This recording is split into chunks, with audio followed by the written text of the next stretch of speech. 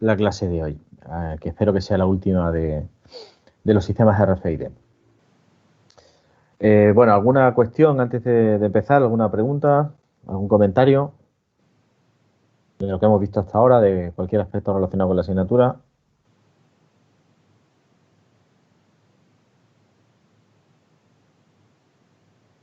Vale.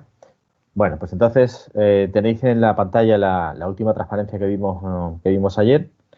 Recuerda así un poco por encima, estábamos viendo los protocolos que se utilizan de verdad en la práctica y habíamos empezado por los protocolos de LF, de baja frecuencia, y habíamos visto dos tipos, ¿no? Uno que era el que estaba basado en el circuito integrado EM4100 y que, como vimos, era sencillamente una memoria. Y luego vimos otro muy parecido en cuanto a la banda y en cuanto a la función, que es simplemente pues también una memoria, que es el que se utiliza para la identificación de los animales, para la identificación de las mascotas, ¿no? Y vimos todo el formato de los datos, ¿no? Por tanto, como he dicho, una memoria. Y además, pues aprovechamos para presentar dos tipos, o bueno, mejor dicho, un tipo nuevo de.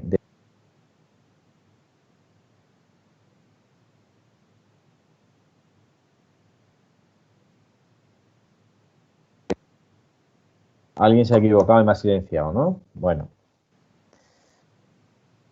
a ver, decía, eh, aprovechamos la situación de esto de las mascotas, de este protocolo, para que vierais otro tipo diferente de tag que funciona de manera diferente, que son los secuenciales, es decir, aquellos que son half duplex, ¿no? Es decir, no hay envío simultáneo de datos, ¿no?, en los dos sentidos de la comunicación. Y bueno, ya explicamos con esta transparencia pues más o menos cómo funcionaba, ¿no? Primero se obtenía la energía, se almacenaba en un condensador y posteriormente, pues cuando el lector está apagado, cuando no hay campo activado, no hay campo en emisión, pues es cuando el receptor, el tag en este caso, respondía, ¿vale? Bueno, visto entonces esto, vamos a avanzar un poquito más para que veáis pues algún otro detalle de este protocolo, que es pues en concreto cómo, es decir, el tipo de codificación que se utiliza para enviar los datos al otro extremo, ¿no? Para enviar los datos hacia el lector. Ahí tenéis las dos posibilidades, los dos tipos de tags. En la fila de arriba tenéis el full duplex, es decir, el normal, y en la fila de abajo, pues el half duplex, el secuencial. Si os fijáis, bueno, básicamente o prácticamente tienen el mismo número de bits, porque realmente lo que tienen que enviar es lo que vimos al principio, ¿no? Hace 2, 3 transparencias, ¿no?, o 3 diapositivas, que eran pues estos campos, ¿no?, que necesitamos enviar. Pero claro, a la hora de enviarlo, pues hay que incluir, como suele ser habitual, pues un cierto preámbulo, ¿no?, que es esa cabecera de 11 bits que aparece ahí. En un caso de 11, en otro caso de 8, ¿no? En el caso de arriba, en el caso del full duplex, como estáis viendo, hay unas líneas verticales en rojo, y es porque eso lo que indica es un bit, ¿no? ¿Por qué un bit? Un bit además puesto a 1. Bueno, realmente los datos que hay que enviar sería pues lo que está en amarillo, ¿no?, y a continuación lo que está en verde, lo que está en morado o azul o no sé qué color lo veis. Pero en este caso lo que se hace es que se añade siempre un bit, un 1, cada 8 bits se añade un 1, pues para evitar que haya largas cadenas de cero, porque suele ser habitual que gran parte del contenido de estos campos sea cero. Entonces, para evitar eso, pues artificialmente siempre se mete un 1. Solamente se hace en el caso del full duplex, ¿vale? En el otro caso no, pues porque, bueno, obviamente la tasa de error, la probabilidad de error en el secuencial va a ser menor porque solamente está transmitiendo él. En el otro caso, pues es verdad que tenemos conexión o comunicación en los dos sentidos, ¿no?, de la transmisión, y por tanto es más fácil que pueda haber algún tipo de interferencia, ¿no?, o de dificultad a la hora de detectar la información. Por tanto, lo que tenéis ahí, la primera barra roja es un 1, un bit puesto a 1, y a continuación lo que está en amarillo serían 8 bits que corresponden a ese primer campo, ¿vale? Y si os vais hacia atrás, bueno, me puedo ir yo aquí con la transparencia. Efectivamente. Lo que tenemos son pues 64 bits, ¿no? Ahí tenéis lo que es la información, la identificación total son 64 bits. Entonces, eso es lo que tenemos en la parte amarilla, ¿no? Los 64 bits de la parte amarilla corresponden a lo que teníamos en la diapositiva que acabo de mostrar. Lo que pasa es que son 64 más 8 porque cada 8 bits hay que añadirle 1, ¿vale?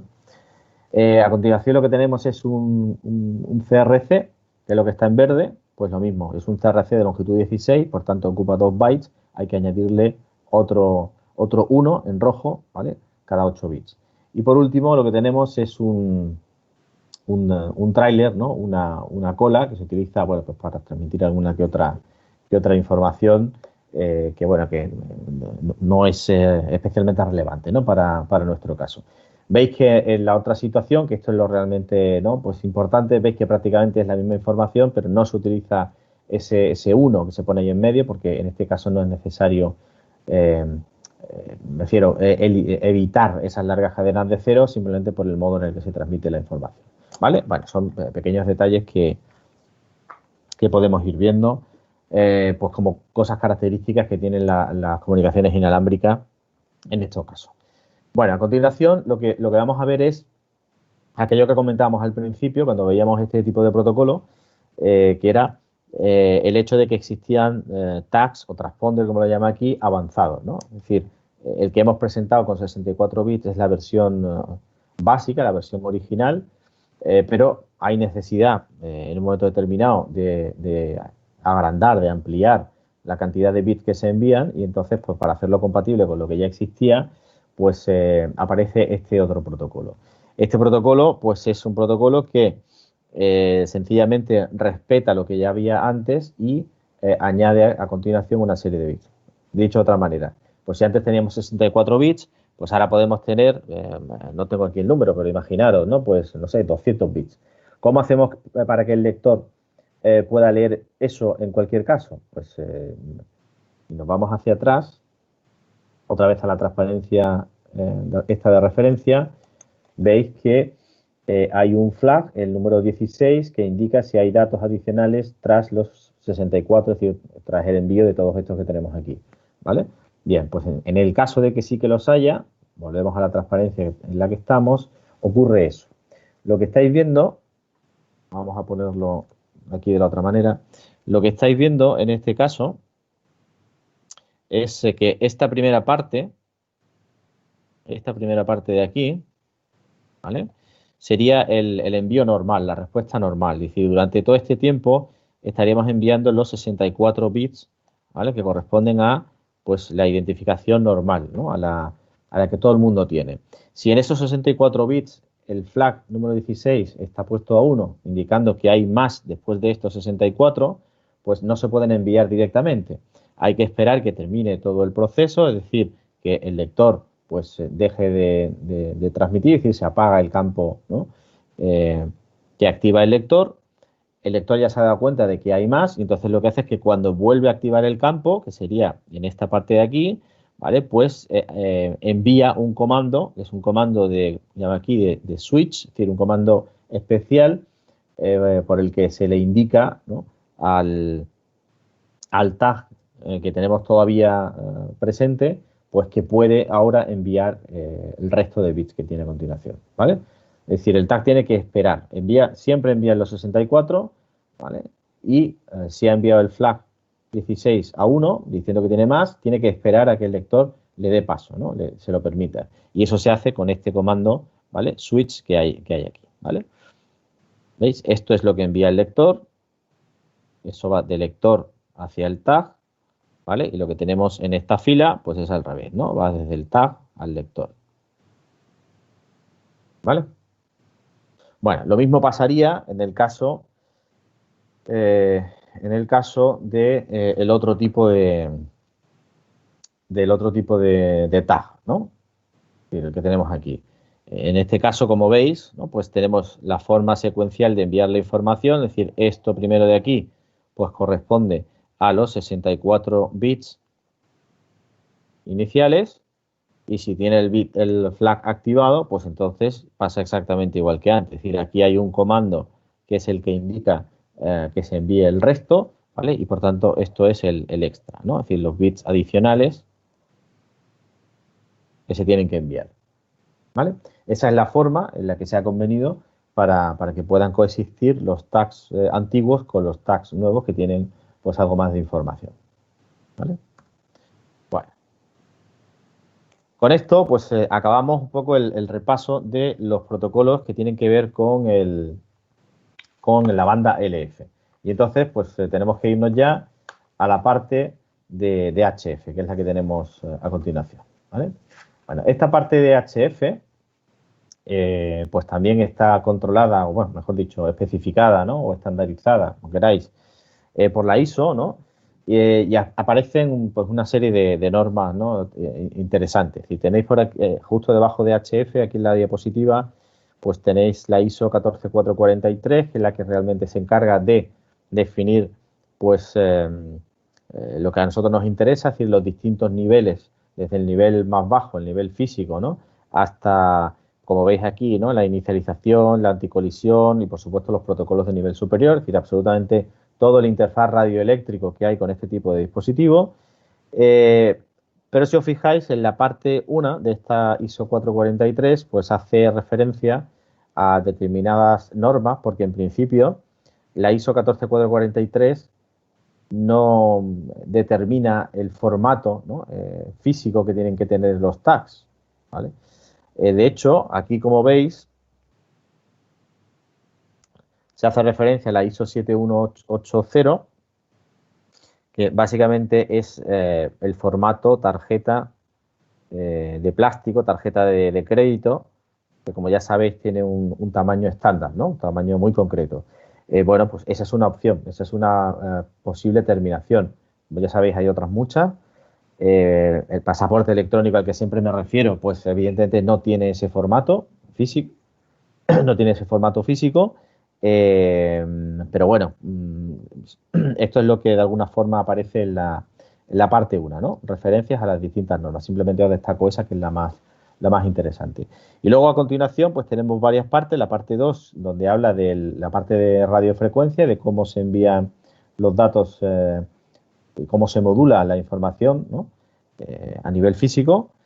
Y la parte 3 pues tiene que ver con lo que hemos visto anteriormente, es decir, habla de las distintas fases por las que tienen que seguir tanto el lector como el tag para que se puedan entender desde el principio y, por supuesto, teniendo en cuenta el mecanismo de anticolisión si es necesario. Y, por último, la parte 4, pues que es lo que está ya por encima, que son los protocolos que se pudieran o que se podrían implementar. Bueno, veis que hay dos tipos, ¿no? Tipo A y tipo B, eso es algo muy característico y especial de las tarjetas de HF. Básicamente tienen la misma funcionalidad, hacen lo mismo, simplemente cambia la forma en la que hacen determinado tipo de tareas, ¿vale? Pero en general no hay una que sea mejor que la otra, ¿vale? De hecho hay muchos sistemas que pueden utilizar indistintamente pues tarjetas o tags, ¿no? Del tipo A o del tipo B, ¿vale? Bueno, vamos a ir viendo cuál es la diferencia de cada uno de ellos, ¿no? Vale. Vale, aquí tenéis, por ejemplo, lo que sería la representación de la codificación que se utiliza en las de tipo A, ¿vale? Estamos en la ISO 443 y, bueno, por supuesto, ya lo hemos comentado en alguna ocasión, estamos hablando que trabajamos a 13,56 megahercios, ¿vale? Eso va a ser siempre fijo, eso no va a variar, ¿vale? Lo determina la norma y es lo que se utiliza prácticamente en todo sitio. Y en el caso de las tarjetas de tipo A, pues en lo que se llama el enlace downlink, ¿no? Es decir, desde el lector hasta el tag, ¿vale? Pues lector hacia el tag. Lo que nos vamos a encontrar es un tipo de modulación ASK del 100%. Es decir, el downlink es este, ¿vale? El uplink es este de aquí, que es justamente al revés, es desde el tag hasta el lector, ¿vale? Bueno, esto que tenemos aquí, esto es codificación o modulación, mejor dicho, ASK. Os suena esto de la ASK, ¿no? Es modulación por desplazamiento en amplitud y una modulación digital, ¿no? Donde la información que se quiere enviar es digital, son ceros y unos, que lo tenéis aquí arriba, ¿vale? ¿Y cómo se trasladan esos ceros y esos unos? Bueno, Pues en este caso es ASK del 100%, ¿vale?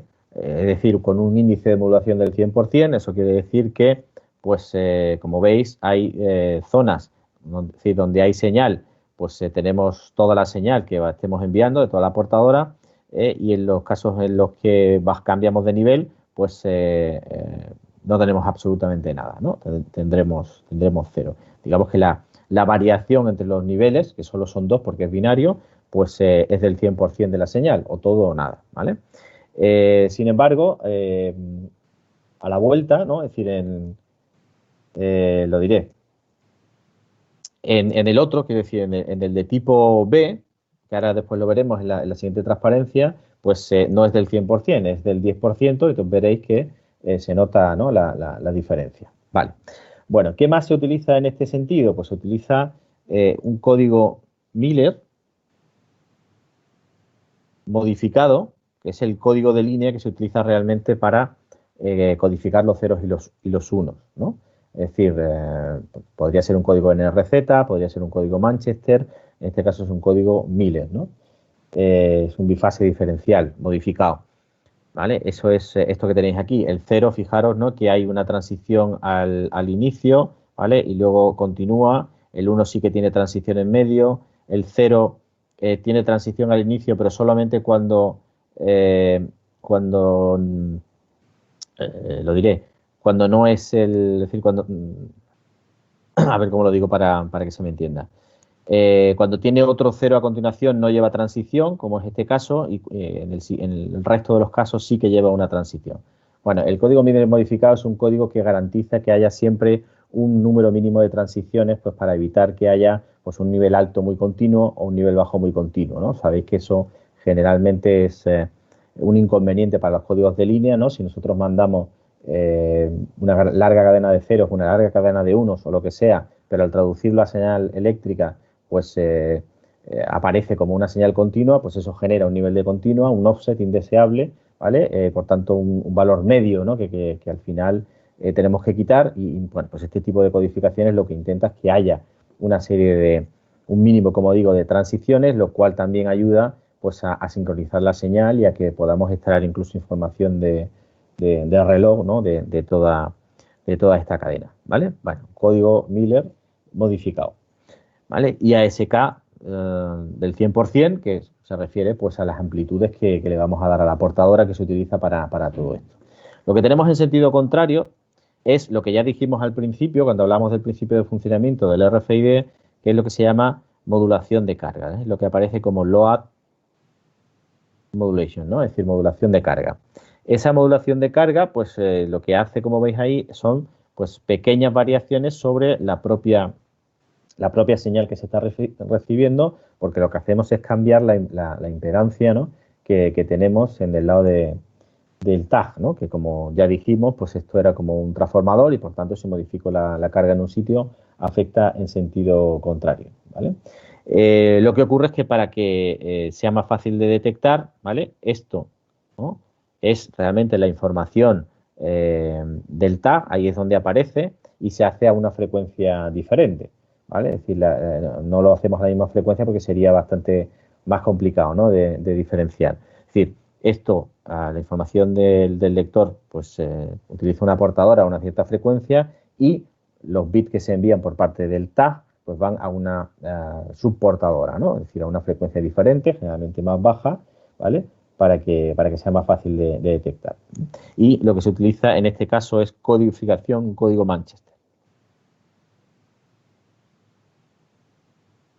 Bueno, entonces veis nuevamente que siguen apareciendo cosas muy sencillas, cosas, es decir, conceptos, modulaciones, mecanismos, algoritmos, protocolos, ¿no? Sencillitos de los que se han contado en otras asignaturas, ¿vale? Y que aparecen pues en las normas que se utilizan en el mundo real, ¿no? Como la ISO 14443. Bueno, en el caso siguiente, en el caso del tipo B, ¿vale? Lo tenemos aquí, pues es algo muy parecido, pero si os fijáis, esto que es el downlink,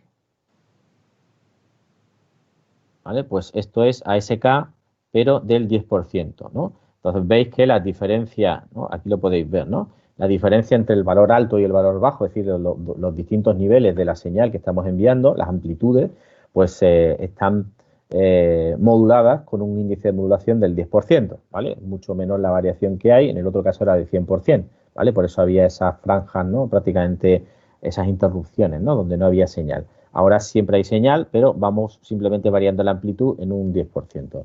Y la codificación que se utiliza, en este caso, pues es NRZ,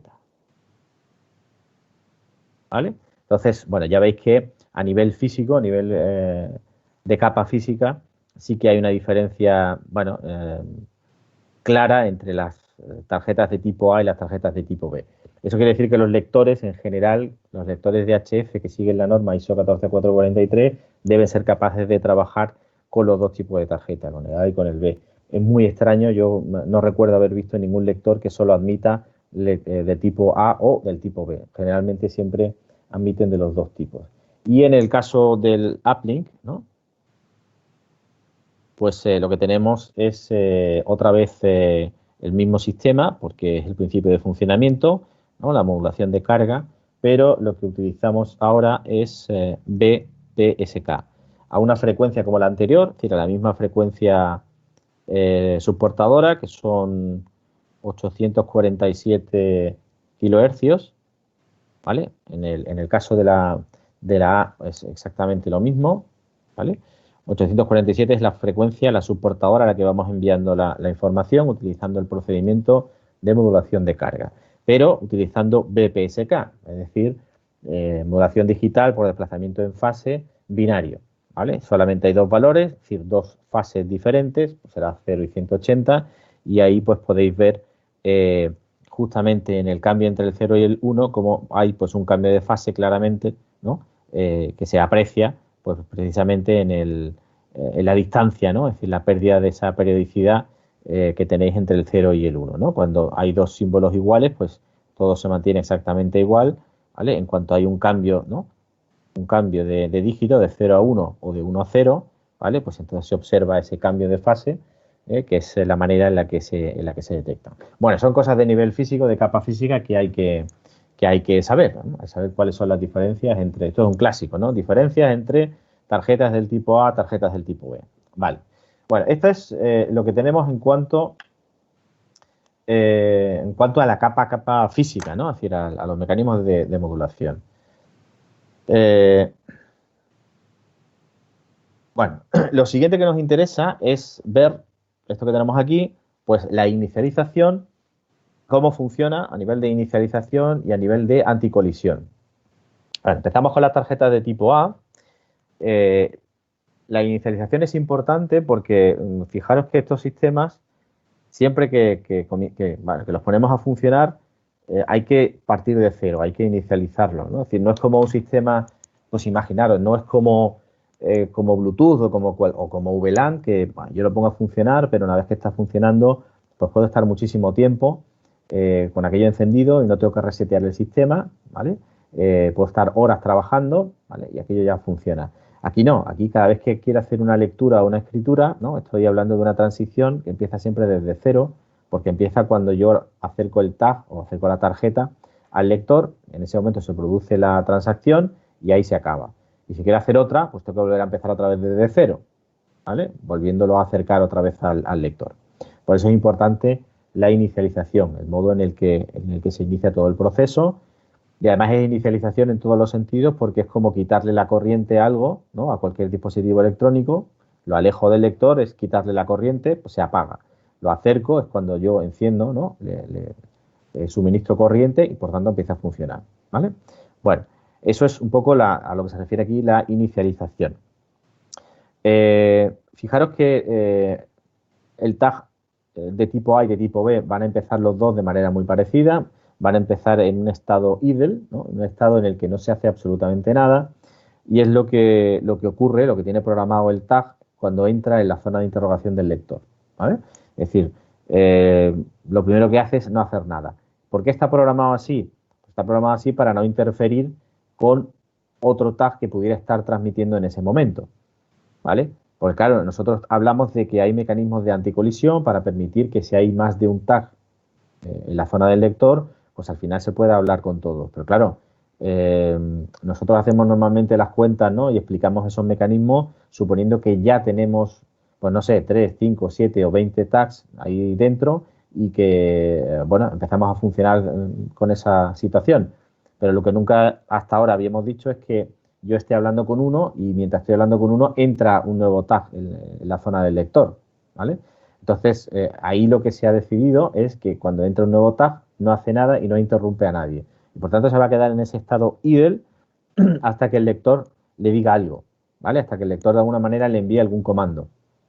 Es decir, el principio físico no lo podemos impedir. Yo acerco el tag y automáticamente, por estar a cierta distancia, se va a inducir una corriente por el efecto este de transformador, de acoplamiento inductivo, y eso va a empezar a funcionar. Pero lo que tiene programado es que no responda de ninguna manera hasta que el lector le envíe un comando determinado.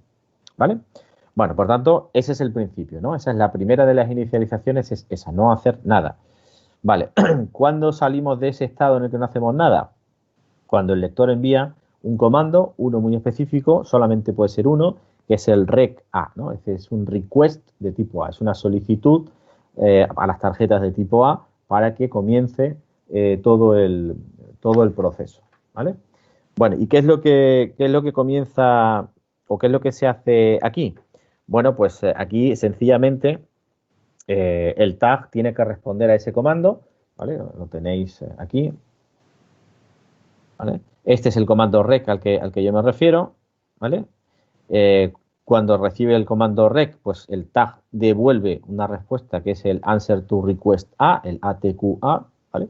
Y ahí, bueno, pues envía una serie de parámetros, ¿vale? Más o menos genéricos, y a partir de ese momento, pues se queda en estado ready y es cuando el lector sabe que hay alguien que está ahí en el, ¿no? Es decir, que al menos hay un tag en esa zona de interrogación, ¿vale?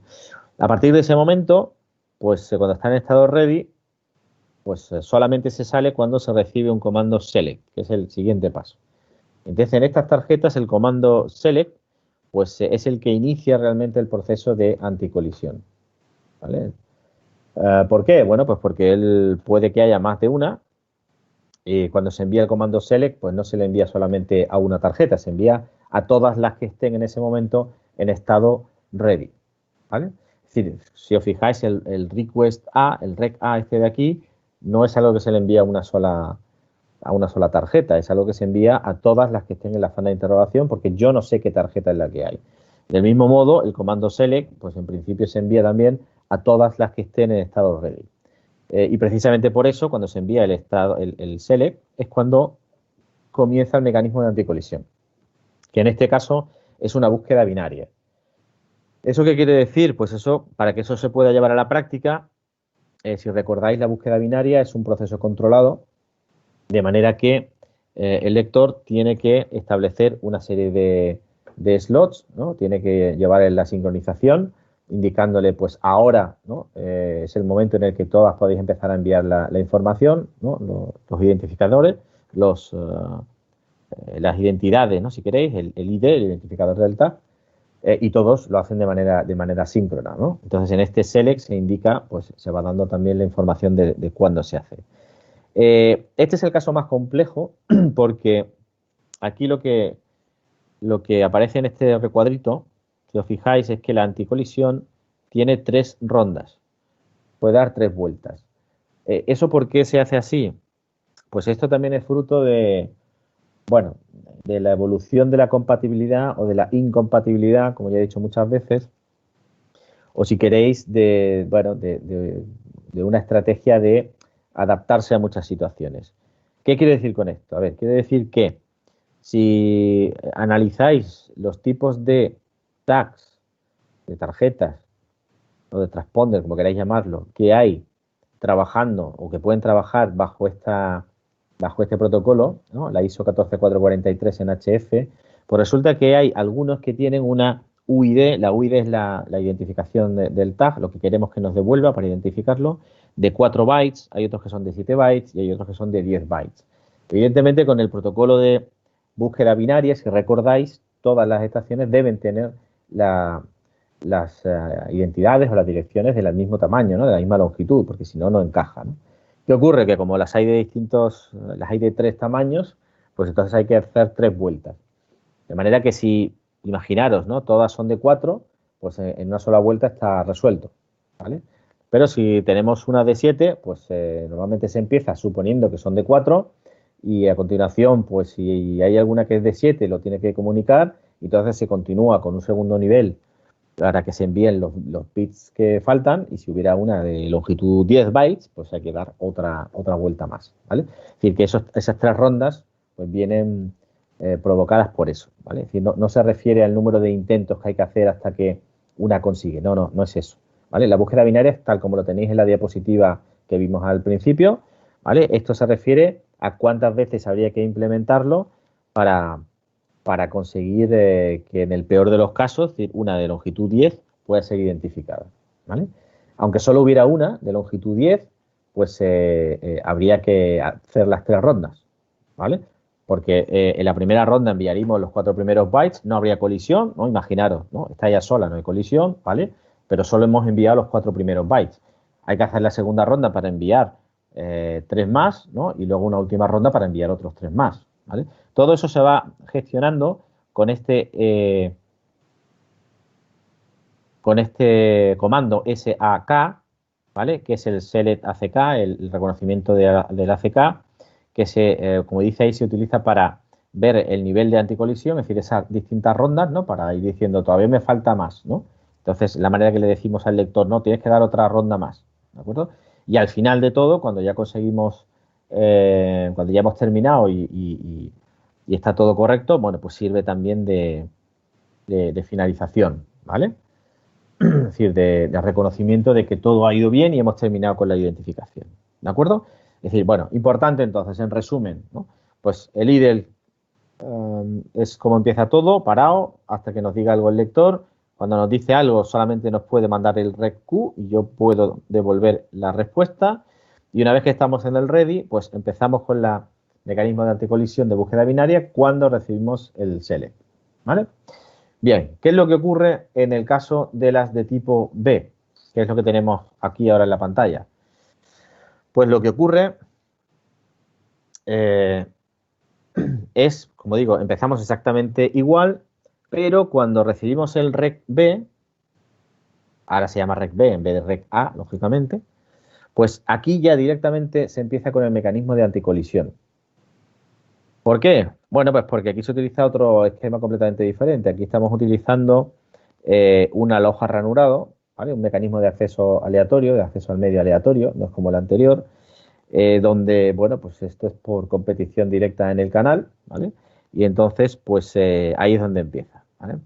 Eh, Quiere decir que la respuesta del ATQB que tenemos aquí, pues es la finalización de esa identificación inicial que hay, ¿no? Es decir, que cuando yo consigo el canal para mí, cuando yo consigo que no haya ninguna colisión, pues es cuando una de estas tags consigue responder el ATQB, ¿vale? Generalmente estas de tipo B son las que permiten de una manera más fácil devolver el UID aleatorio,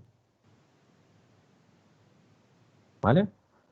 A ver, realmente lo tienen como más sencillo porque el UID en este caso se envía aquí dentro, ¿vale? A partir de que estamos en el estado ready es cuando pues podemos empezar ya a hacer cosas con la tarjeta. ¿Y qué es lo que podemos hacer? Bueno, pues fijaros, esto se realiza enviando un comando específico que es este que pone aquí attrib, ¿no? Donde se indican pues determinado tipo de parámetros, ¿vale? Entre ellos, por ejemplo, ¿no? Pues se puede aplicar un filtrado. ¿Para qué? Pues para que, aunque sean tarjetas que trabajan en la ISO 14443, pues no cualquier tarjeta pueda ser leída o pueda ser admitida en el sistema. Imaginaos que tenéis un control de acceso que utiliza tarjetas MIFARE, pero las tarjetas MIFARE, ¿no? Que son muy habituales, pues son las mismas que se utilizan en la tarjeta de transporte, son las mismas que se utilizan en un montón de sitios. Entonces nosotros no queremos que determinado tipo de tarjetas se utilicen para nuestro sistema, ¿vale? Porque queremos que se utilicen solamente las que nosotros hemos emitido. Pero de alguna manera, pues se puede establecer un determinado filtrado, ¿vale? Para, aunque sea válido y sea compatible y todo esto, no vamos a dejar que pase, ¿no? Bien, bueno, pues en este caso, esto que tenéis aquí, junto con el attrib, ¿no? Que es una especie de preámbulo con una serie de parámetros, esto ya es el primer comando que se le envía a la tarjeta, que puede ser una lectura, una escritura o cualquier operación que pudiera realizar esta tarjeta. Fijaros que estamos hablando de HF, por tanto estamos hablando de que se pueden implementar operaciones complejas, operaciones de seguridad, por ejemplo, y por tanto ya no hablamos solamente de lecturas y escrituras, sino que hablamos de operaciones de, bueno, pues de distinta naturaleza, ¿no? Como pues cifrar una información, devolver una respuesta, en fin, cosas ya bastante más complicadas, ¿vale? Bueno, echarle un vistazo a esto con tranquilidad, hacedme cuando lo hayáis leído las preguntas que consideréis, pero es decir, no es tan complicado, ¿vale? Es bastante sencillo, pero hay que tener claro un poco cuáles son los puntos fundamentales en esa primera parte de inicialización, ¿vale? Bueno, ¿qué vamos a ver entonces ahora? Bueno, pues ahora vamos a ver un caso concreto, el que llevo comentando desde el principio, ¿no? Que es el pasaporte electrónico, que es una aplicación específica del sistema RFID en banda HF y además con seguridad de por medio, ¿vale? Bueno, de hecho ahora mismo hay una persona que está haciendo un TFG que es justamente hacer una app para el teléfono para leer con el lector NFC que tiene el teléfono, pues el pasaporte electrónico. Digo esto, aunque lo veremos ya el próximo día, el NFC utiliza el mismo interfaz que esto del RFID, desde el nivel físico a las primeras capas es exactamente lo mismo, por tanto, cuando hablamos de NFC, pues es prácticamente igual que el RFID. Sabéis que los teléfonos tienen NFC, muchos, casi todos los nuevos tienen lector de NFC y por tanto podemos hacer una lectura del pasaporte electrónico porque utiliza esta misma, pues esto que acabamos de contar, ¿no? Tipo A, tipo B, todo esto, ¿vale? Bueno, vamos a contar un poco en qué consiste esto del pasaporte electrónico. Lo primero es que, bueno, partimos de un pasaporte tradicional, que yo entiendo que todo el mundo sabe lo que es. Yo creo que todo el mundo tiene alguno y si no, pues lo habrá visto bastante de cerca. Es un documento que, como ya sabéis, pues fundamentalmente tiene foto, ¿vale? Para que nos pueda identificar visualmente el operario típicamente de aduana y está hecho sobre un papel que es difícil de copiar, ¿no? Eso es digamos, la tecnología evoluciona muchísimo, ya sabéis que igual que pasa con los billetes, ¿no? Con el dinero, pues se utilizan distintas tecnologías para que no se puedan falsificar, ¿vale? Ese es un poco el origen del pasaporte tradicional y pues en el 68, fijaros la cantidad de tiempo que hace, pues una organización que es la ICAO, esta que tenéis ahí, la Organización de Aviación Civil Internacional, pues comienza a trabajar para conseguir la lectura automática de lo que ellos llaman documentos de viaje, ¿no? No solamente pasaportes, sino visados y otro tipo de cosas, ¿vale? ¿Por qué? Bueno, pues porque aquí volvemos a plantearnos en algo que yo creo que me parece siempre muy interesante, ¿no? Lo he dicho en muchas ocasiones. Aparte de la tecnología, pues tenemos que implicarnos con la problemática específica de la aplicación en la que queremos utilizar el sistema, ¿no? El sistema inalámbrico. En este caso, pues es algo que, bueno, a lo mejor no conocemos todos los detalles, pero si el cliente nos lo demanda, pues tendremos que ponernos a ello. Y en este caso es la problemática de el viaje, bueno, la gran cantidad de personas, ¿no? que viajan o que viajaban, ¿no? Ahora no tanto, pero bueno, viajaban habitualmente en avión, en tren, es decir, cruzando fronteras, y entonces eso genera realmente un tapón, ¿no? Es decir, un cuello de botella, más elegante, en la revisión de todos estos documentos, ¿no? Es decir, ¿qué es lo que se quiere hacer? Pues lo que se quiere evitar es que cada persona llegue con su pasaporte, se lo enseñe al señor de la aduana, el señor de la aduana mira el nombre, tiene que teclear el nombre en el sistema para ver si hay alguna orden, pues, imaginaros, de búsqueda de esta persona, si está en alguna lista, ¿no? de fugitivos, de lo que sea, ¿no? Si tiene permiso, si no lo tiene. Es decir, eso es un proceso lento y cuando tengamos colas muy largas, ¿no? En un aeropuerto o en cualquier aduana, pues eso es complicado, ¿no? Es decir, eso no le gusta a nadie. Entonces, lo que se busca es una forma de que de manera automática se pueda obtener o se pueda leer el contenido de ese pasaporte, ¿vale? Entonces, en eso ya empieza a trabajar la ICAO, fijaros, en el año 68, ¿no? Que todavía la gente no se movía como se mueve actualmente. Bueno, ahí teníais, bueno, aquí en la diapositiva seguís teniendo, ¿no? La página web de la ICAO, ¿vale? Por si alguien le quiere echar un vistazo, y ahí tenéis acceso a todas las especificaciones que emanan de esta organización, ¿no? Y todas las iniciativas que hay. Bueno, lo siguiente que es, bueno, pues un poco en esa línea de intentar hacer lecturas automáticas de estos documentos. Esto todavía no tiene nada que ver con el RFID, simplemente lectura automática de documentos. Pues la ICAO define el primer estándar, lo define en concreto en el año 80, lo tenéis ahí, de lo que es un MRTD, es decir, es un documento de viaje que se puede leer, ¿no?, de manera automática, ¿no? Pues, decir, a través de una máquina, ¿no? El Machine Readable Travel Document, ¿no?, que tenéis ahí. ¿Y qué es eso? Bueno, pues fijaros, lo primero que se les ocurre es definir una zona que se llama MRZ, zona de lectura automática o de lectura por la máquina, que son esencialmente dos líneas con unos caracteres muy específicos. ¿Para qué? Pues para que se puedan leer de manera eficiente y con el menor error posible por un OCR, por un escáner. Esto, pues ya habéis visto que aparece también en el DNI, ¿vale? La numeración del DNI y la información pues está codificada con ese tipo de letras, y si veis el pasaporte, pues cualquier pasaporte, aunque no sea electrónico, pues tiene codificada la información utilizando ese tipo de letras, ¿vale?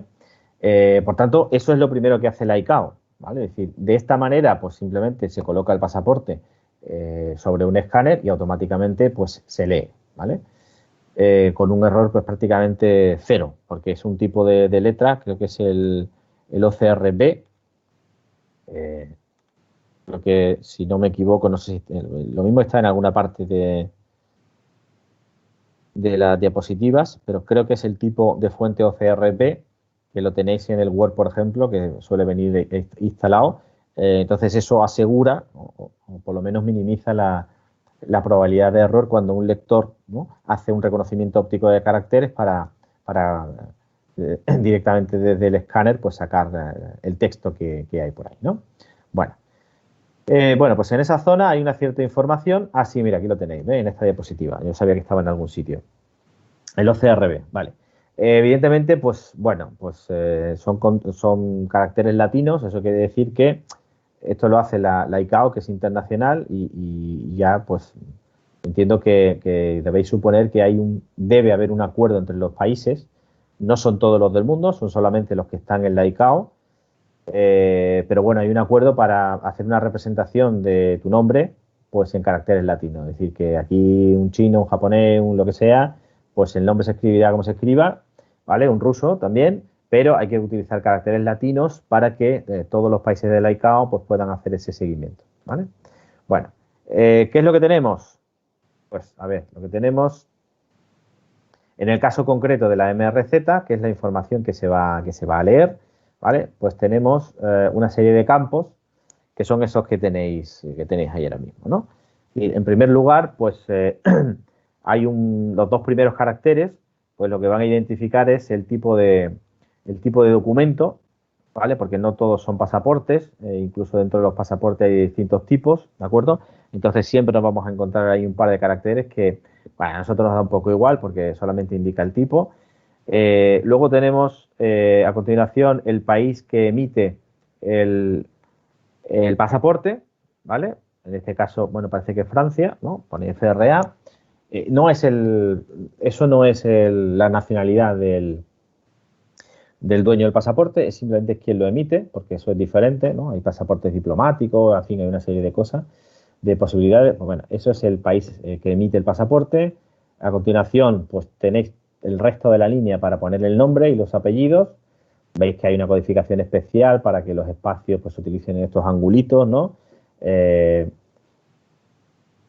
Luego, en la parte de la segunda fila, tenéis el número del pasaporte, que son 9 caracteres. A continuación tenéis un dígito de control, ¿vale? Pues igual que pasa con el con el DNI, ¿no? Que hay una letra al final, pues ese dígito es para evitar errores en las lecturas, una especie de checksum que se utiliza, ahora veremos luego cómo funciona. Aquí sí que tenemos ya la nacionalidad del propietario del pasaporte, ¿vale? Y a continuación, pues la fecha de nacimiento del dueño del pasaporte, otro dígito de control, el sexo de la persona, del dueño del pasaporte y la caducidad de ese pasaporte, ¿vale? Y por último, un dígito de control. Lo que queda al final es pues un espacio reservado para poner datos adicionales si nos parece adecuado o si el país en concreto lo estima conveniente, pero eso sería fuera del acuerdo general y bueno, pues con su dígito de control correspondiente y un dígito de control total sobre todo lo demás, ¿vale? Bueno, ¿por qué os cuento todo esto? ¿Y qué tiene que ver con la parte inalámbrica? Hombre, pues vale, todo no tiene que ver, ¿no? Os cuento todo esto porque hay una serie de campos que sí que son importantes en el proceso que se ha implantado para la lectura del pasaporte electrónico, ¿vale? Y es que hay algunos de estos campos, que ahora veremos cuáles son, que es necesario leer previamente para, para tener un acceso por radio, para tener un acceso a través de un sistema RFID, ¿vale? Bueno, antes de ver cómo se calculan estos dígitos de control, ¿vale? Y de entrar en detalle, vamos a hacer el descanso, pero bueno, por aclarar un poco, hoy día, pues yo creo que la práctica totalidad de los pasaportes electrónicos que tenemos, ¿no? Por lo menos en España, pues son electrónicos, los nuevos que se hacen son electrónicos y se diferencian de los no electrónicos porque tienen un simbolito, un icono, la parte de adelante me parece abajo. Yo creo que lo teníamos aquí, a ver, disculpadme un segundo. Creo que hemos puesto, sí, justamente, a ver,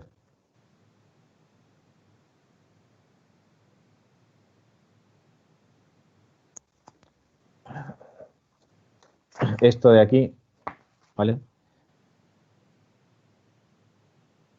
¿Vale? Lo que está debajo de la palabra pasaporte es lo que indica que el pasaporte es un pasaporte electrónico, ¿vale? Y normalmente en la parte de atrás, ¿no? Esto es un librito, bueno, pues justamente en la parte de atrás es donde va incluido ese circuito integrado, ese tag RFID en banda HF a 13,56 MHz, que, bueno, puede ser tipo A o tipo B, tal como hemos ido contando, ¿no? Bueno, pues hacemos aquí la parada, el descanso habitual. ¿Vale? Y a continuación lo que hacemos es ver pues, cómo se utiliza esa zona de lectura automática con el OCR para ver cómo se puede a partir de ahí acceder a la información utilizando el protocolo 14443. ¿De acuerdo? Venga, pues hacemos el descanso ahora.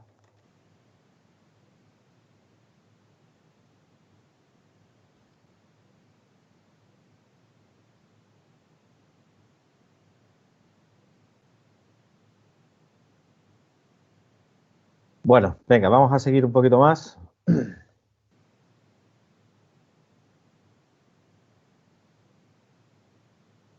Venga, estábamos viendo la distinta información, los distintos campos que se encuentran en el pasaporte electrónico, en concreto en la zona que llamamos MRZ, que es la zona que se va a hacer, de la que se va a hacer la lectura automática, ¿vale? Bueno, ¿qué es lo que hay que saber de todo esto? ¿No? Bueno, no hay que saberlo todo de memoria, hay que saber simplemente que hay una serie de campos, ¿no? Importantes que ahora vamos a ver, que son los que realmente se utilizan. Lo que se hace, el procedimiento que vamos a ver a continuación, pues es poner el pasaporte en un OCR, en un dispositivo, para que haga el escaneo de esa parte y automáticamente haga el reconocimiento de caracteres y obtenga toda esa información. Y a partir de toda esa información, solamente utilizando determinado número de campos, pues ya veremos que va a permitir el acceso a lo que es la información que está en el chip RFID. Bueno, para continuar, para terminar un poco de explicar todo esto, pues esos dígitos de control que veis ahí, pues aquí tenéis un poco cómo funciona. El dígito de control, por ejemplo, que acompaña al número de pasaporte, pues se calcula de la siguiente manera.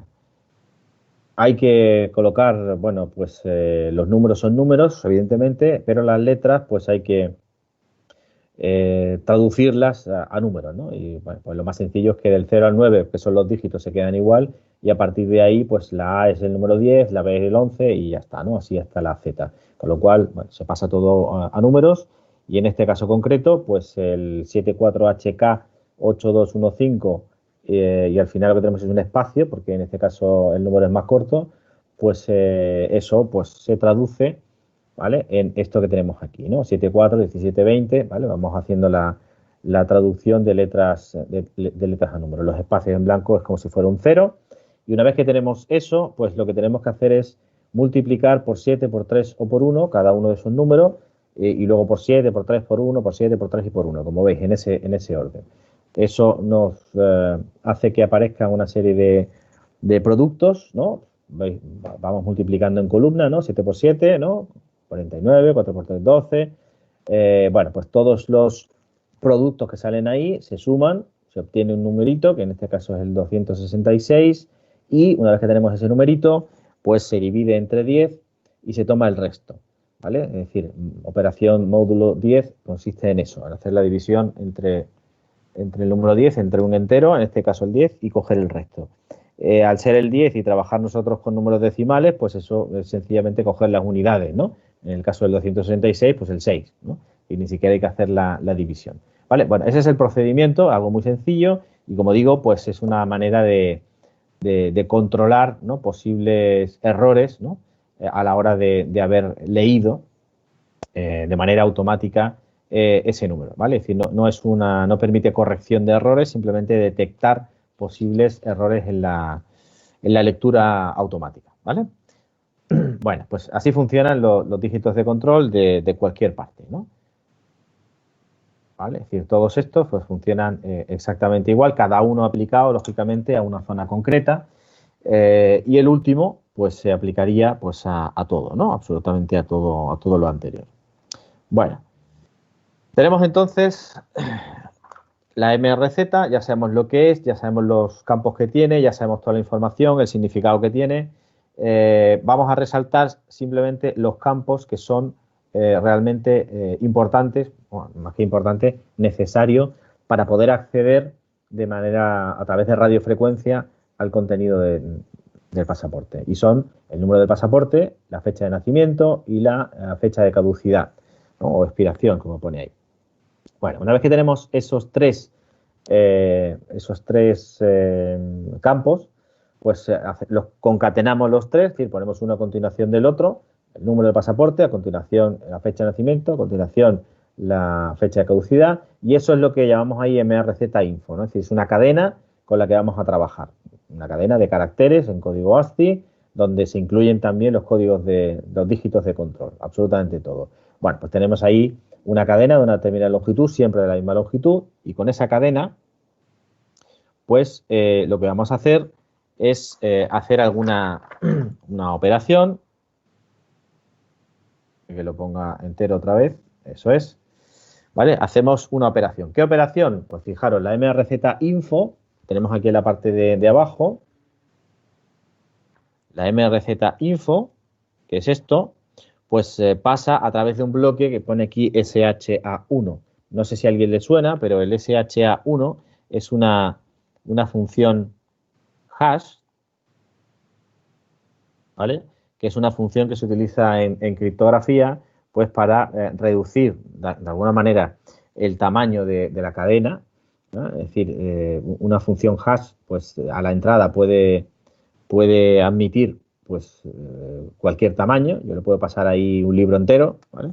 Pero a la salida siempre me va a dar una cadena de la misma longitud, ¿no? En este caso, pues estamos hablando de 128 más 32, ¿vale? En fin, hay distintos tipos de hash, ¿vale? Por supuesto, dependiendo de cuál sea el tamaño de la salida, pero la gracia que tienen estas funciones es que cualquiera puede calcular en un sentido, es decir, todo el mundo puede calcular en este sentido, desde este punto hacia acá, hacia abajo, pues cualquiera puede calcular el resultado, eso no es nada secreto, pero hacerlo a la inversa, pues ya entendéis, ¿no? Yo creo que es fácil ver que eso es muy complicado, ¿no? Prácticamente imposible. Lo que se suele llamar en criptografía algo computacionalmente inviable, ¿no? Es decir, matemáticamente poner el inverso, pero a la hora de calcularlo, pues es imposible, ¿no? Es decir, si yo aquí tengo 200 bits, pues 200 bits pueden corresponder a infinitas entradas, ¿no? Entonces, hacer los cálculos, pues son muy complicados, ¿no? Esa es una de las cosas que garantiza la seguridad en la criptografía. Bueno, pues en este caso lo que se hace es que a partir de estos tres campos se hace pasar por esta función hash conocida y se obtienen, pues, varios valores, ¿no? Uno en concreto es estos 128 bits que se obtienen aquí, que es una semilla, lo que se llama una semilla, y ahora esa semilla, como veis, pues se vuelve a pasar por una función hash, pero se le añade, ¿vale? Esto significa, estas dos barras es la concatenación, se le añade una secuencia, una cadena de ceros y al final un 1, ¿vale? Y a esta misma cadena, a esta misma semilla, ¿vale? Pues se le añade, se concatena con una secuencia que es todo ceros y un 2, ¿vale? Bueno, pues simplemente modificando, ¿no? Aquí un 1, aquí un 2, realmente lo que va a salir al pasarlo por la función hash es algo muy diferente. Esa es otra de las características que tienen las funciones hash, ¿vale? Que variando un único bit a la entrada, pues a la salida pues varía idealmente pues en el 50%, ¿no? Es decir, tiene apariencia de aleatorio, ¿vale? Por eso, si no fuese así, a partir de la salida podríamos intentar deducir la modificación que ha habido en la entrada y eso no se puede hacer, ¿vale? Por tanto, resumiendo, MRZ, tres campos importantes, se concatenan los tres, se pasa por una función hash, el resultado es un 128 bits, ¿no? Que es una semilla, esa semilla concatenada con el 1 se pasa por la función hash y concatenada con el 2 también se pasa por la función hash, ¿vale? Y los resultados, como veis, son, creo que lo veis, son claves, ¿vale? Una clave que se utiliza para cifrado y una clave que se utiliza para autenticación que nos van a permitir acceder al contenido del pasaporte, ¿vale? Es decir, no es de acceso público, no es de lectura abierta, sino que está protegido con una clave, ¿vale? Pero la clave se obtiene del propio pasaporte. Fijaros, yo creo que es interesante porque es algo que, bueno, a no ser que hayáis estado trabajando con esto, pues es algo que uno no se espera, ¿no? Es decir, uno esperaría pues que la clave fuera secreta y estuviera escondida o por lo menos custodiada pues por las autoridades o no sé qué. No, es decir, realmente cualquiera puede coger el pasaporte y simplemente leyendo a través de un OCR pues esos campos es capaz de sacar la clave. Es decir, esto no es hacker, ¿eh? Y no estamos haciendo ningún hackeo ni estamos haciendo nada. Estamos aplicando exactamente lo que dice la especificación y por tanto eso lo puede hacer cualquiera, ¿vale? Porque el objetivo, insisto, el objetivo aquí es sencillamente hacer la lectura automática del contenido. ¿Por qué? Pues porque, hombre, haciendo el OCR ya tengo la información, digamos, más relevante, ¿no? La más importante, que es la que está escrita en la primera página, pero hay más datos que se pueden incluir en el pasaporte electrónico porque tenemos más capacidad de almacenar datos que está dentro del chip RFID y a eso es a lo que se quiere acceder, pero en ningún caso es información especialmente confidencial.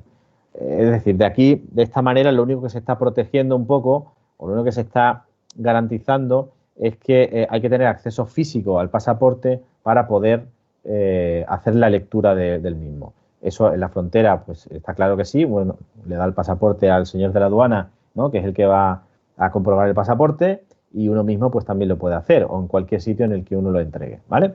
Bueno, o sea, no quiero entrar en los detalles criptográficos, pero por lo menos que veáis cuál es un poco el procedimiento de todo esto, ¿no? Bueno, una vez que tenemos ya esa clave, pues hay lo único que tenemos que hacer es continuar con el protocolo, con la ISO 14443, ¿no? Es decir, hemos hecho a partir de ese momento es cuando empezamos la inicialización, es decir, la etiqueta entraría en modo idle, esperaría el rec A o el rec B, ¿no? En fin, todo este proceso de selección, de anticolisión, ¿vale? Si es necesario, aunque en este caso se supone que no, que lo ideal es que pongamos uno y luego otro, por tanto, no es lógico que se implemente la anticolisión. Y a partir de ahí, a partir de que ya está seleccionado, ¿qué operaciones son las que se van a hacer? Bueno, pues las operaciones son las de acceder al contenido de la memoria de ese chip. Bueno, como esto sigue la norma 14443, pues fijaros lo que tenéis ahora mismo en pantalla es la estructura de ficheros que suele haber, ¿vale? Esto que tenéis aquí, incluso la anotación, es lo que suele haber en una Smart Card, ¿no? En una tarjeta inteligente, que en el fondo, pues también es lo que tenemos, porque las tarjetas inteligentes sin contactos, ¿no?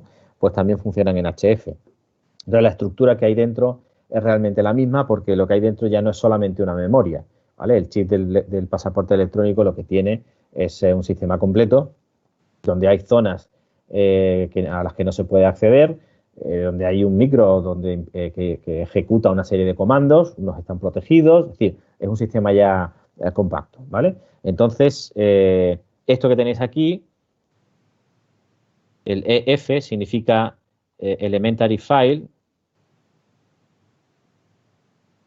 que es como se llaman este tipo de ficheros en este tipo de estructura de archivos, y el DG pues significa grupo de datos, ¿no? Data Group. Es decir, la información está dividida en una serie de grupos, de manera que en el 1, en el Data Group 1, pues es donde está realmente la MRZ, es decir, la misma información que tenemos fuera. Con lo cual también nos puede servir de alguna manera para comparar si lo que teníamos fuera es lo mismo que hay dentro y ver si hay algún tipo de discordancia, y con eso pues también se puede detectar, ¿no? Si hay algún tipo de falsificación. La foto, por ejemplo, suele estar en el DG2, ¿no? En el grupo de datos 2. Bueno, y muchísima más información que, como pone aquí, pues suele ser... me estaba escribiendo pero no lo estabais viendo. Bueno, simplemente había escrito el F y el DG por aquí, ¿no? Como digo, los dos primeros son obligatorios porque el acuerdo que han llegado todos los países de la ICAO es que en estos dos, pues estos dos estén siempre aquí dentro, pero luego, pues unos países han llegado a un acuerdo bilateral con otros no han llegado a ningún acuerdo y han decidido por su cuenta pues añadir cierta información, otros han llegado a un acuerdo con varios países, en fin, hay un poco de todo. Al final, pues como veis, opcional, ¿no? Entonces, cuando uno accede a esto, pues habitualmente también hay uno de los data groups que nos da información de, de cuáles son los data groups que hay en ese pasaporte electrónico. Bueno, cuáles están vacíos y cuáles no, ¿no? Cuáles están realmente disponibles. Fijaros lo curioso un poco del tema es que algunos pues incorporan la huella dactilar, otros incorporan información sobre el iris, ¿no? Del ojo, bueno, distintas informaciones que pueden servir para identificar al individuo. Sin embargo, ahí no ha habido acuerdo, solamente ha habido acuerdo con la fotografía, ¿vale? Porque, bueno, parece que la gente más o menos asume que la foto, bueno, pues ya la tienen y es fácil de obtener y no se encuentra demasiado incómoda sabiendo que su foto puede rular por ahí. Fijaros lo que estoy diciendo, ¿eh? O sea, que a través de vuestro pasaporte, si lo ponéis en un dispositivo lector de pasaporte, pues automáticamente podéis tener acceso a la foto, y una vez que lo puede tener cualquiera que tenga acceso al pasaporte, y a partir de ahí vuestra foto puede estar rulando por cualquier sitio, ¿vale?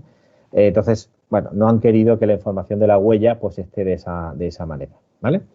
Bueno, todo eso luego va, digamos, protegido, pues va más o menos para entendernos, firmado digitalmente, de manera que pues todos los grupos de datos, ¿vale? Van firmados digitalmente, es decir, la firma, digamos, afecta a todo, pues para que se pueda comprobar que nadie ha modificado eso, ¿no? Sino que es auténtico, es lo que se puso originalmente, ¿vale? Bueno, este es un poco el proceso que hay que llevar para el caso de pasaporte electrónico como caso específico, ¿no? Caso de uso del HF, ¿vale? Bueno, visto esto, pues vamos a ir acercándonos ya al final, y lo que vamos a ver ahora es la banda que nos queda, que es la banda de UHF, ¿no? A ver, en la banda de UHF, pues lo que tenemos fundamentalmente es, bueno, lo tenéis aquí, ¿no? Es los tags que siguen la norma EPC. EPC global, tenéis aquí arriba, ¿vale? EPC global es la que se está encargando, como decíamos, de sustituir el código de barras, ¿vale? Por RFID, ¿vale? Quita el código de barras, sustituye el RFID, y entonces lo que tiene que hacer es bueno, hacer una normativa o estandarizar de alguna manera cuál es la etiqueta, ¿no? Vamos a poner aquí etiqueta y así nos enteramos todos, ¿no? Pues sustituir la que iba en el código de barras por lo que va a ir en el RFID. Es decir, cómo vamos a identificar el producto, qué información vamos a poner del producto, cuál es necesaria, cuál se puede modificar, cuál no se puede modificar, ¿de acuerdo? Y bueno, pues en esa línea la EPC Global ha ido realizando una serie de estándares, de especificaciones, y esta que tenemos aquí pues es la más habitual, la que tenemos hoy día, que son tags de la segunda generación, ¿vale? La 1 ya no se usa, y dentro de la segunda generación, pues lo que se llaman los tags de clase 1, ¿vale? Los tags de clase 1 básicamente son tags que sirven para identificar, nada más. Hay, según la EPC Global, otras clases que permiten hacer otro tipo de funciones como autenticación, pero nosotros aquí no queremos hacer autenticación, ¿vale? Hay otros, por ejemplo, las de clase 3 que son semipasivas. Bueno, os lo pongo aquí y ya lo tenéis, ¿no? Digamos que la clase 2 permiten hacer autenticación, control de acceso, todo esto. La clase 3, según la EPC, corresponderían a las semipasivas. ¿No? Recordáis que había 3 tipos, pasivas, semipasivas y activas. Bueno, pues tanto la 1 como la 2 son, 1 y 2 son pasivas. La 3 es semipasiva y la clase 4 es activa. ¿Vale? A nosotros nos interesan las pasivas, nada más, ¿vale? En este tema, y en concreto nos vamos a quedar con la clase 1, que es la que se utiliza para identificación, que es lo que realmente se aplica en el retail, ¿no? Es decir, en el comercio, ¿vale? Que por eso lo del EPC, que es código electrónico de producto, ¿de acuerdo? Bueno, en ese contexto, entonces, lo que se define es que esas tarjetas del tipo EPC, Class 1, Gen 2, pues lo que van a tener es una memoria como la que tenéis aquí, una memoria que tiene 4 bancos, banco 00, 01, 10 y 11, en el que hay pues 4 tipos de información en cada uno de ellos. Cada uno de los bancos, pues lo que tiene son, como veis aquí, son registros de 16, ¿vale? Bits, y tienen un tamaño, bueno, el que estáis viendo aquí a la derecha, ¿no? Lo importante de esto, lo importante es qué tipo de información es la que va en cada uno de estos bancos. Bueno, pues en la parte reservada veis que aparecen unas contraseñas que se utilizan, son contraseñas de 32, ¿vale? De longitud 32 y por tanto por eso aparecen ocupando 2 registros. Pero hay 2 tipos, ¿no? La que se llama Kill Password y el Access Password, ¿no? Es decir, una que se utiliza para acceder simplemente a la tarjeta y otra que se utiliza, pues ya lo dice el nombre, ¿no? Para acabar con ella, ¿no? Para matar la tarjeta, ¿no? Es decir, para desactivarla completamente. Entonces, bueno, eso es de uso reservado, no se puede leer generalmente, ¿no? Porque si no, no tendría gracia, ¿no? Si puedo acceder al contenido para leerlo, simplemente está ahí, pues para que el propio sistema pues, pueda verificar, ¿no? Pero nada más. Luego viene la parte del EPC, este banco que tenemos aquí, y el banco de la parte esta del EPC es la que contiene, pues, la etiqueta que le vamos a poner al producto, ¿vale? Porque fijaros que esto tendría, pues, tendría 2 partes, ¿no? Y la primera parte es decir, la identificación del producto, una caja de galletas. Bueno, pues una caja de galletas, si os vais a cualquier supermercado, pues ahora mismo tiene un código de barras que es el 04 tal, tal, tal, tal, tal, ¿vale? Yo eso quiero que aparezca dentro del tag RFID para que haga la misma función que hace el código de barras. Pero por otra parte, yo necesito identificar ese tag como un dispositivo electrónico único y diferenciarlo de los demás, ¿vale? Entonces, realmente tenemos 2 tipos, ¿no? de identificación. Es decir, el número de serie, que se supone que no podemos cambiar, que estaría aquí, ¿vale? Es decir, el TID, pues lo que tendría sería el número de serie del tag, lo que identifica al dispositivo, ¿no? Físicamente, y el EPC, ¿vale? Es lo que identifica al producto. Que esto, bueno, pues puede cambiar porque yo incluso podría tener un tag que lo utilizo primero para cajas de galletas, pero luego digo, no, yo Ahora lo voy a utilizar porque me han sobrado muchos y lo quiero utilizar en otra cosa. Lo quiero utilizar para una lata de refresco. Bueno, pues lo cambio. Lo único que tengo que hacer es cambiarle lo que tiene por ahí, ¿no? Sería un poco el equivalente a cuando se le pone el precio con una etiqueta, ¿no? Bueno, si yo le pego una etiqueta, pues le cambio la identificación del producto. Pero lo que no puedo cambiar es el número de serie, ¿vale? Bueno, y luego, por supuesto, pues hay un último banco que es de datos de usuario, que esto es de uso libre, ¿vale? De hecho, es opcional porque no todos los tags tienen ese campo de uso libre, de memoria de usuario, y por tanto, pues no tenemos espacio para almacenar otra cosa más allá de lo que sería el EPC o el TID, ¿vale?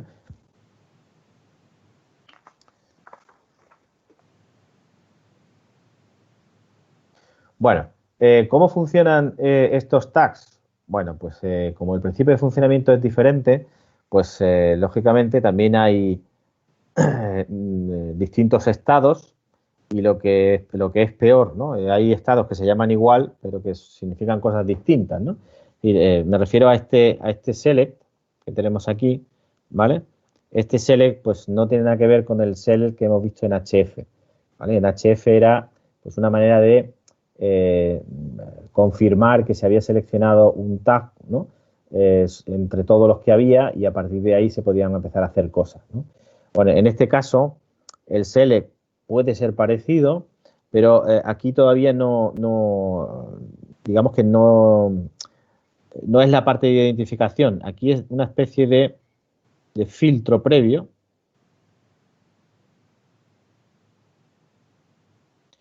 ¿Por qué? Bueno, pues porque cuando trabajamos con la EPC estamos asumiendo o debemos asumir siempre que el número de tags es muy elevado. Si estamos pensando en un supermercado, en cualquier superficie, ¿no? Gran superficie, bueno, en general, pues en todo el mundo, porque la idea es que esto sustituye el código de barras y eso está ya extendido por todo el mundo. Por tanto, imaginaros la enorme cantidad de dispositivos que nos podemos encontrar, ¿vale? Bueno, pues lo que ocurre es que cuando ponemos en marcha el lector, con el comando select, pues lo que se pretende es hacer un filtro previo, una selección previa de qué tipo de dispositivo van a contestar, ¿vale? Porque tengo que evitar que me puedan contestar todos, ¿no? Los que pueda tener a un cierto alcance. Fijaros que estamos hablando de UHF y UHF ya alcanza metros, ¿vale? Con lo cual puedo tener muchísimos tags ahí dentro. Entonces yo quiero que me responda solamente un subconjunto muy concreto de los posibles tags que pudieran estar ahí dentro, ¿vale? Eso es lo que hace el comando select, ¿vale? Seleccionar previamente, más que seleccionar es permitir que participen, ¿no? Que respondan solamente los que puedan pertenecer a un determinado subconjunto que puedo definir, pues bueno, de múltiples maneras, ¿de acuerdo? Luego tenemos la parte de lo que se llama el inventory, que eso sí que es la identificación, ¿vale? Esto sí que ya es lo que habitualmente llamamos la identificación, la parte que nos interesa, ¿vale? Es decir, el comando inventory quiere decir eso, pues voy a identificar pues a todos los que tenga, a 1, 2, 3, 4, los que tenga, ¿vale? Y luego, pues una vez que ya los tengo identificados, ¿vale? Si lo que quiero es hacerlo de uno en uno, como sea, pues viene la parte del acceso y en la parte del acceso pues ya le digo lo que quiero hacer exactamente con esa tarjeta, que es leer o escribir fundamentalmente, porque con esta tarjeta no se puede hacer gran cosa. Generalmente será una lectura, ¿vale? Y la escritura, pues habitualmente pues se hará en una etapa previa, ¿no? Pues antes de ponerla en funcionamiento, de manera que una vez que ya están lanzadas, pues no vamos a poder escribir. Por eso también lo de las contraseña de acceso y todo este tipo de cosas. Aprovecho para decir aquí también, ahora que estamos hablando de lectura y escritura, ¿vale? Que hay una distancia en los dos casos, una distancia máxima a la que se puede leer una tarjeta y una distancia máxima a la que se puede escribir una tarjeta, y estas distancias pues no son iguales. Da igual el principio de funcionamiento que tengamos, es decir, en LF y HF ya sabéis que era el acoplamiento inductivo, aquí es un fenómeno que se llamaba backscattering, ¿no? En cualquiera de los dos casos, los tags son pasivos, tienen que coger la energía del lector y por tanto, pues a cierta distancia la energía que llega ya es demasiado pequeña como para poder funcionar, y entonces eso es precisamente lo que hace que para realizar una lectura, pues puede hacerlo desde más lejos que para realizar una escritura. La distancia de escritura es menor. ¿Por qué? Porque generalmente se necesita más corriente, más potencia, ¿no? Consumir más energía para hacer una escritura que simplemente para hacer una lectura, ¿vale? Entonces eso hace que generalmente sea así, ¿vale? Insisto, en LF, en HF y en UHF. En cualquier sistema os vais a encontrar esa diferencia, ¿vale? En HF, además, fijaros que esto es un paréntesis, ¿no?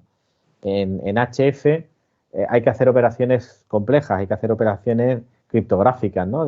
Con claves y ¿no? con hash, como hemos visto ahí antes, ¿no? Hay que hacer un montón de cosas. Cuanto más complejas sean las operaciones que hay que hacer, más consumo de potencia, más energía necesito. ¿Qué ocurre? Bueno, pues que eso hace que también tenga que estar mucho más cerca para hacer todo ese tipo de cosas, o de manera equivalente, pues la distancia máxima de trabajo pues se ve claramente limitada. O de otra manera, pues si no queremos limitar demasiado, pues lo que ocurre es que hay determinado tipo de operaciones que no se pueden implementar en este tipo de dispositivos, ¿no? Esa es la razón también por la que determinados tags no permiten hacer operaciones de seguridad porque requieren operaciones bastante complejas, ¿vale? Bueno, cerrando un poco este paréntesis, pues como veis aquí en el lado del tag, pues digamos que hay una serie de estados, hay algo un poquito más complejo que en el otro, es decir, que en el caso del HF, que eran solamente 3 o 4 estados a lo sumo, bueno, aquí más o menos es igual. Lo que ocurre, el ready es prácticamente el mismo que teníamos en el otro, es esperarse a ver lo que ocurre. En el caso del este que pone aquí arbitrate, ¿no?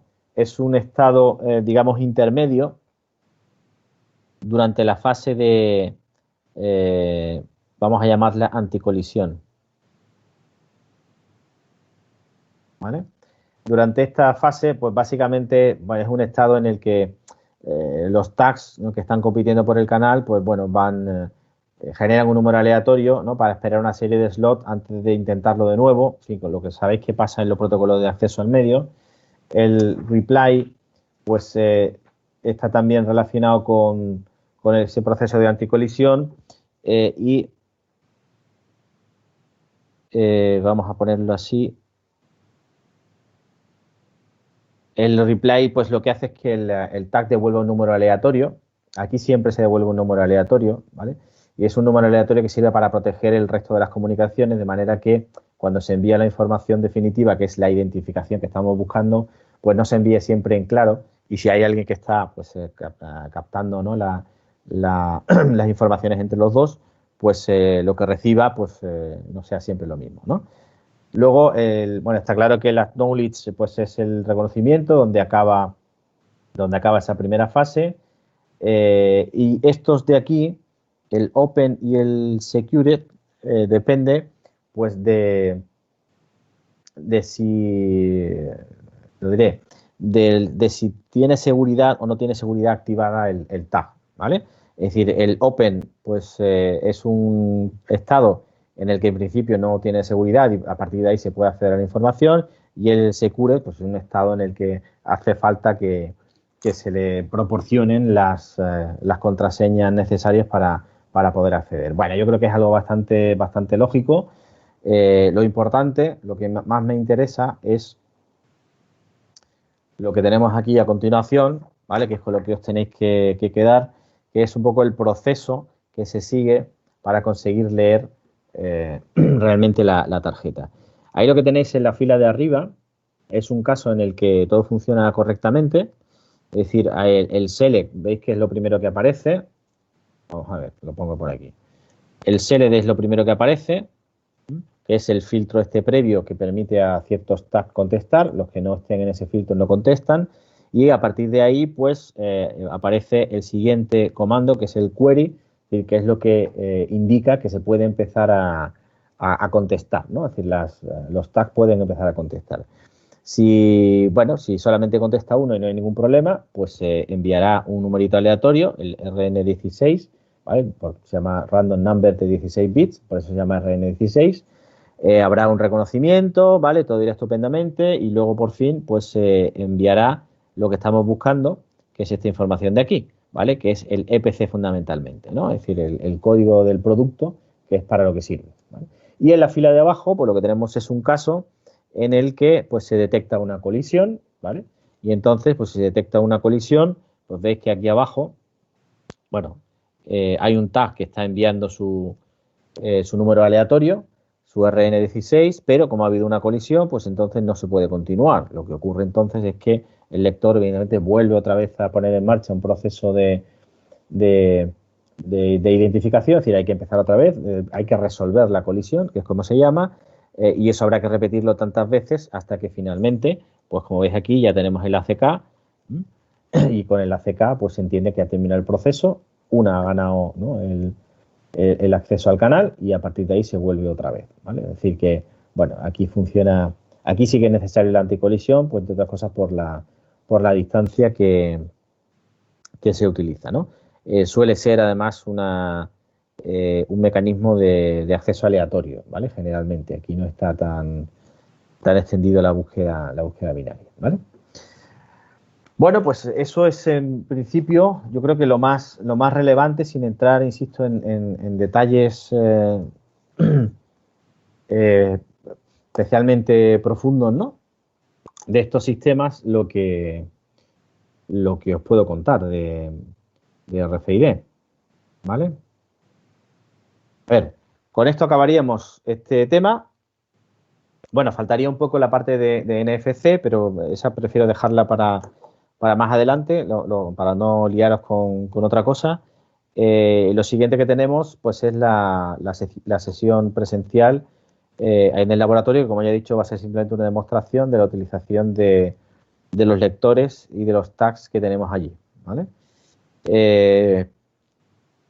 Y bueno, pues nada más. Lo que viene después de ese día es la práctica que hay que hacer del laboratorio, la práctica de RFID.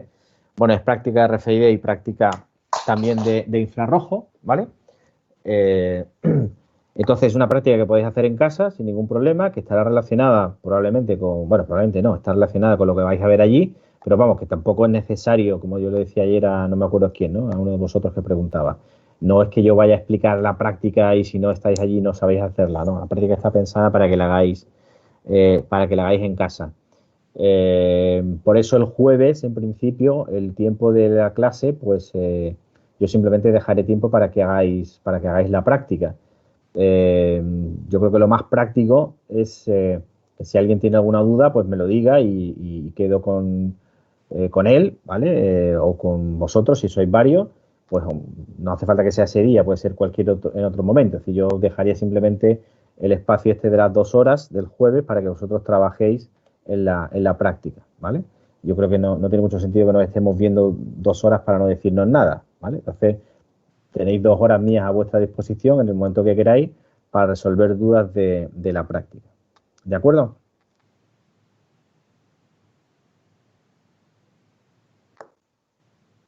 Vale. Bueno, pues si no tenéis nada más, a ver, este tema es importante. El tema de RFID es importante no solo pues por la relevancia que tiene actualmente, ¿no?, y el uso que tiene, ¿no?, en el mundo real, sino porque en el proyecto este de Islas Verdes es obligatorio hacer un diseño de un sistema RFID y hacer un diseño que tiene que tener una implementación, es decir, no se trata de decir simplemente voy a poner un sistema HF, no, hay que decidir qué sistema, qué lector, qué antena, si es que hay que poner antena, qué tipo de tags, cuántos tags, es decir, hacer un diseño completo para que uno pueda ir, comprarlo, instalarlo y ponerlo en funcionamiento, ¿vale? Entonces, todas las dudas que vayáis teniendo de lo que sea, por favor, pues me las vais transmitiendo no solamente para que podáis hacer la práctica esta del laboratorio, sino para que podáis hacer la otra parte del proyecto de la Isla Verde. ¿De acuerdo? Muy bien, pues si no tenéis nada más, por mi parte es todo por hoy. Así que si no hay nada más, nos vemos el miércoles. Hasta luego. Venga. Hasta luego. Ahora.